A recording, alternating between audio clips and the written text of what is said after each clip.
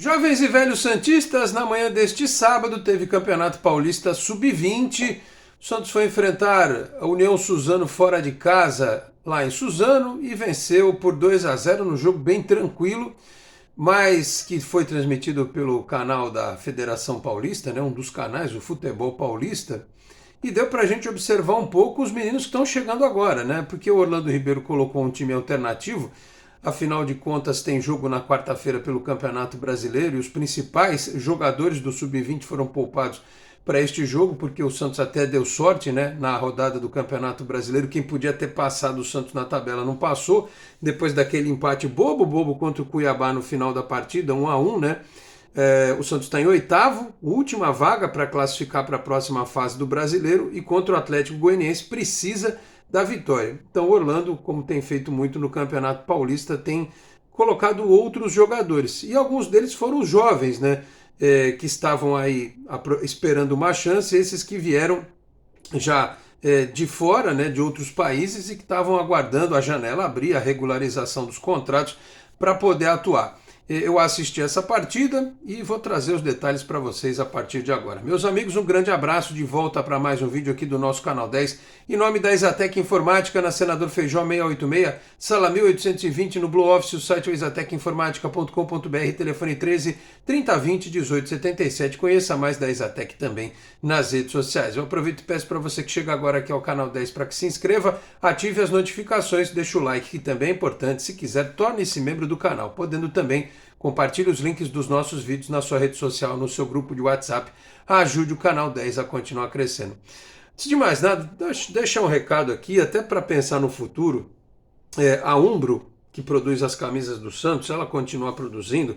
Esse uniforme listrado do Santos com esse número amarelo é muito difícil de ser visto em transmissão, especialmente quando você tem narradores que não são narradores profissionais e tal, que não têm histórico, que estão começando muitas vezes e não conhecem os times do Santos. Até para a gente que acompanha, às vezes é mais difícil identificar os meninos do Sub-20 ou do Sub-17. Imagina alguém que não tem nenhum contato com o time do Santos.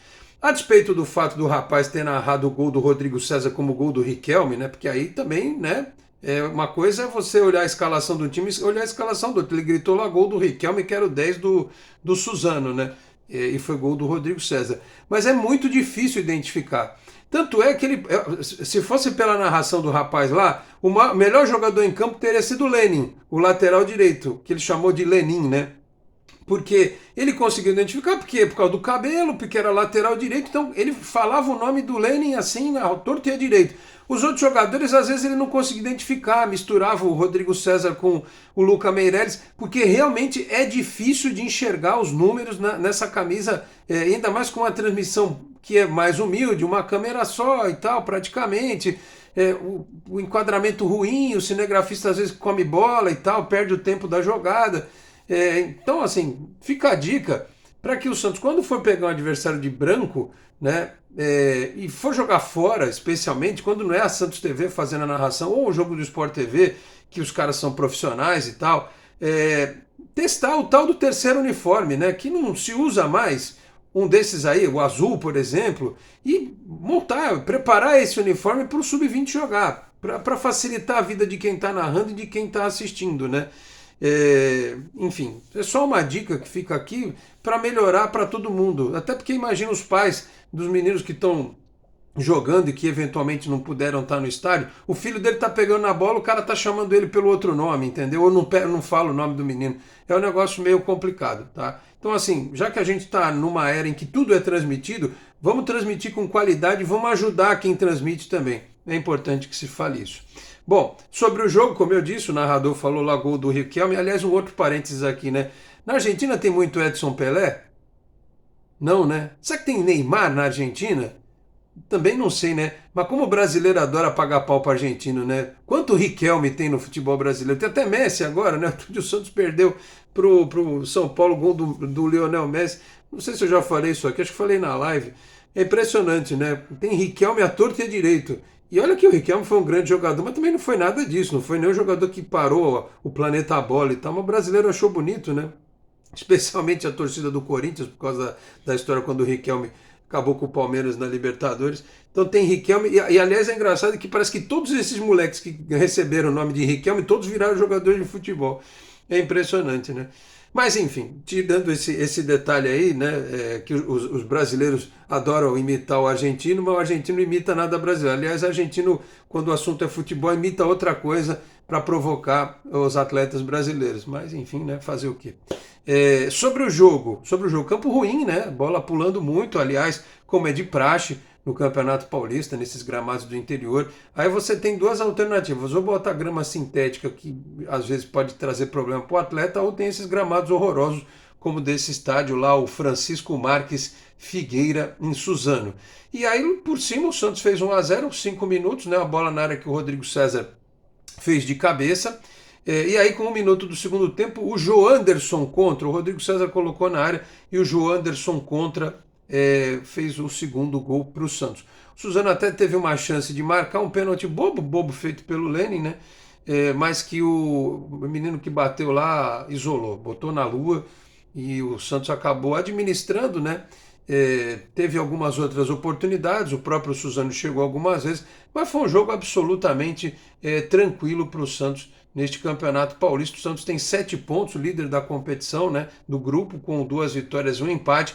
No domingo que vem, no dia 27, 3 da tarde, no CT Rei Pelé, tem o jogo do retorno contra o União Suzano. Se o Santos ganhar fora 10 pontos, ele classifica já para outra etapa do Campeonato Paulista. E usou esse time, como eu falei, né, um time alternativo, eu já vou falar sobre essa equipe, porque na quarta-feira o Santos pega o Atlético Goianiense fora de casa, 3 da tarde, dia 24, o Santos precisando ganhar. O Atlético Goianiense, ele é o penúltimo colocado do campeonato. Outro dia o Santos pegou o São Paulo, que era o último, o penúltimo também, e perdeu, né? O São Paulo agora é o 17º colocado no campeonato. Tá lá embaixo. E o Santos conseguiu perder para o São Paulo. E perdeu aquele jogo, podia estar numa condição melhor. E agora vai pegar o Atlético Goianiense, que é o penúltimo. O jogo é fora de casa e o Santos precisa desse resultado. O Santos está em 8º com 21 pontos. Deu sorte que o Bahia e o Ceará perderam na rodada. Aliás, o Ceará perdeu para o Fortaleza. Tá certo que era um clássico e tal, mas o Fortaleza conseguiu esse resultado aí. Então o Santos não pode bobear não, precisa desse resultado lá em Goiânia. E aí, meus caros, o time que o Orlando Ribeiro colocou em campo foi o seguinte: João Fernandes, o goleiro, o Lenin, depois entrou o Diego Borges, o Contreras, né? Que assim, precisa ver como é que vão chamar esse menino direitinho na base, porque ele é um boliviano também, né? Ele joga de volante e joga de zagueiro, né? Dizem que ele era capitão da seleção brasileira, da seleção boliviana, né? O Marcelo Torres, né? Que o Santos agora chama de Contreras, é o outro sobrenome dele, mas muitos chamavam ele de Marcelo Torres. E assim, como a bola pulava muito e o Suzano atacava de forma muito atabalhoada, assim, não dá pra gente afiançar muito a qualidade do futebol desse rapaz, mas na primeira visão de longe me pareceu ser um jogador com uma postura bem interessante, né, cabeça erguida e tal, para sair jogando. Achei, assim, a primeira impressão não dá para dizer porque não foi testado, né, para marcar e tal, da forma como deveria, mas achei interessante a atuação deste rapaz. O André Klaus, que vem jogando muitas vezes de volante, foi de zagueiro desta vez, e o Pedriano na lateral esquerda, o Kenai de volante, depois entrou o Jota, o Nicola Profeta, depois entrou o Matheus Felipe. Gostei do Nicola Profeta, achei ele um jogador que tomou conta do meio de campo, organizando a saída de bola, tomou cartão amarelo, aliás, segundo jogo, segundo cartão amarelo, né? Não sei se ele é uma questão de se adaptar aqui à velocidade do jogo no Brasil, chegou atrasado em 2 oportunidades, mas achei interessante o posicionamento do Nicola Profeta. O Rodrigo César jogou de 10, né, e a gente já falava aqui, quando houve aquela chance do Rodrigo César sair, ele pode ser o 10, ele pode ser o 9, ele pode ser o 11, ele pode ser o 7, ele joga nas 4 posições. Agora, o que está acontecendo para ele não emplacar lá no time principal, né? No principal do Sub-20, o que tem acontecido? Eu sempre achei o Rodrigo César um atleta que tem uma fisionomia muito tristonha e tal, às vezes a sensação que dá é que ele precisava de uma energia diferente. Mas foi o destaque do jogo, fez o gol, né? E criou a jogada da outra do outro chute, do outro gol, né? Enfim, vamos ver. Eu torço para esse menino, porque eu vejo muita qualidade nele. Tomara que ele consiga romper essa barreira do aspecto psicológico para deixar o futebol dele fluir e que o Santos seja capaz de ajudá-lo nesse sentido. Entrou no ataque o Dudu, que não fez muita coisa. Gostei do Pedro Padula, que entrou no segundo tempo. O Pedro Padula é atleta sub-17. Ele entrou muito bem no jogo. Esse menino é muito bom jogador, tá? O Luca Meireles, que voltando da seleção sub-17 e é jogador do sub-17, de vez em quando faz um frila no sub-20, foi prejudicado, acho, principalmente porque o jogo estava muito fácil, o Santos não atacou tanto assim, fez o gol, administrou e tal. E aí entrou o Murilo Pará no lugar dele depois. E aí fechando o Villarreal, novamente jogando mais aberto. Ele é um jogador de uma força física muito grande. O Orlando tem testado ele mais aberto, né? Também não consegui ver nada ainda nesse rapaz. E aí o torcedor do Santos já entra naquela... tem o Villarreal aí, vamos botar no time titular. Já tinha principal do Carille. Já tinha gente mandando mensagem que queria já o Villarreal no lugar do Furt, né? No ataque do Santos, no lugar... Calma, gente. O menino até agora só treinou, segunda partida, né?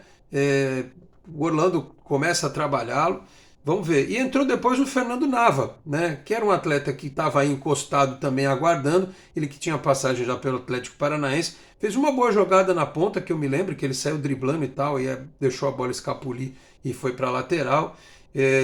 Entrou no segundo tempo, pouco tempo para avaliar o Fernando Nava. Então, em relação ao Nava e ao Villarreal, precisamos esperar um pouco mais. O Contreras, ou como preferir, né? Vai precisar chegar no acordo. Marcelo Torres ou Marcelo Contreras. Achei interessante a postura dele e gostei do Nicola Profeta. Imaginem assim, um cara parecido com o Schmidt, só que com um pouco menos de categoria e com um pouco mais de intensidade. Assim, se eu for fazer uma analogia bem grosso modo, seria essa, tá? Para quem não viu o jogo.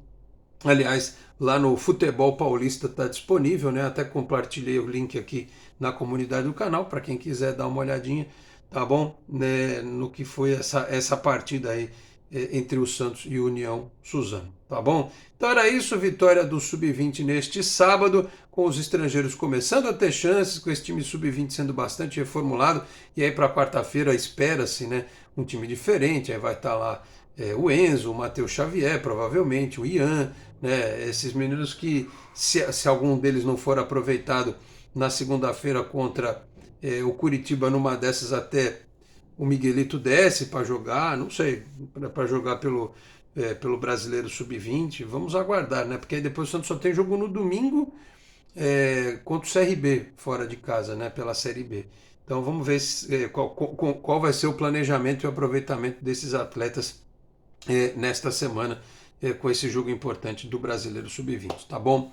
Falei aqui também em nome de Peter Leandro e Dani Haddad Fisioterapia. Quer ter mais qualidade de vida e ficar livre das dores? Então entre em contato com o Peter ou com a Dani pelos telefones 13 99704 0944, 13 99782 7308. Conheço o trabalho também pelo Instagram, @Peter Leandro e Dani Haddad. Também Vila Unitar Premium Beef, a arte do bom churrasco. Em São Paulo, na Vila Madalena, no Instagram, @unitar.beef, no WhatsApp 11 98798 4884, 11 98798 4884. Se você estiver nas redondezas da Vila Madalena, retire em loco com meu amigo Marcão ou solicita a comodidade do delivery que entrega na sua casa. E dizendo que viu aqui no Canal 10, tem 15% de desconto na primeira compra em Vila Unitar Premium Beef, a arte do bom churrasco. Vou ficando por aqui, muito obrigado a todos pela audiência, um grande abraço e até a próxima.